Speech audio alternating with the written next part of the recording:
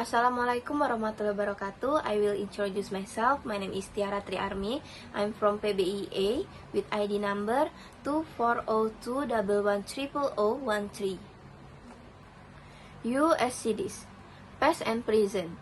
Dr. Charles Adrian, a political science professor at the University of California, Riverside, has made a 20-year study of the problems of American cities. The results are present in a book called History of American Cities Governments, 1775 until 1870. The problem of the nation's cities, pollution, crime, riots, a lack of planning, transportation are bad, but they were worse in the so-called good old days, according to Dr. Charles Adrian. He gives pollution from automobile is one example. He agrees that it may be bad now, but he stifled that there was a lot of pollution from horses and other animals in American cities in the 19th century. Most cities in their own slaughterhouses where cows and pigs were killed a century ago. They were careless about throwing out the remains of the animals and that sort of thing, he said. And the sewer system for waste disposal was almost non-existent.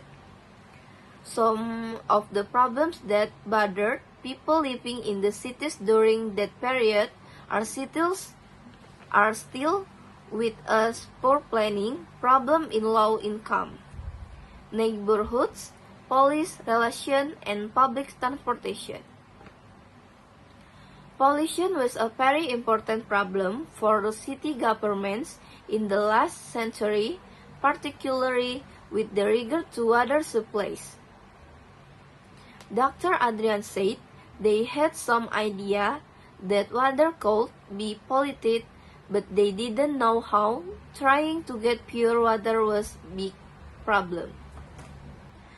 People like to talk about the good old days, but actually the cities of the 19th century were dirty and in many ways filthier than today. Communicable disease was a great concern.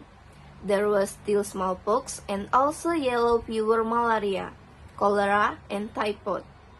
Then infant death rate was high, and there were other danger as well.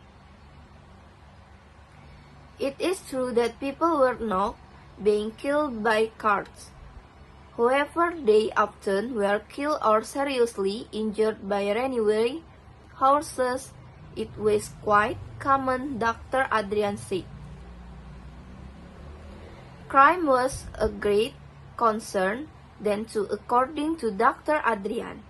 Mugging wasn't as common then, he said, but it did exist. Pickpockets were very skilled too, also from the 1080s.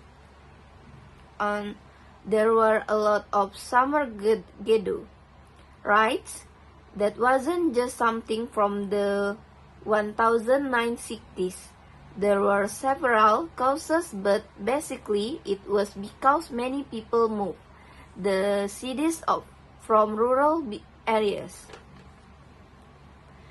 Planning our cities and their neighborhoods was controlled by land, speculators, and real estate developers who were only interested in making money.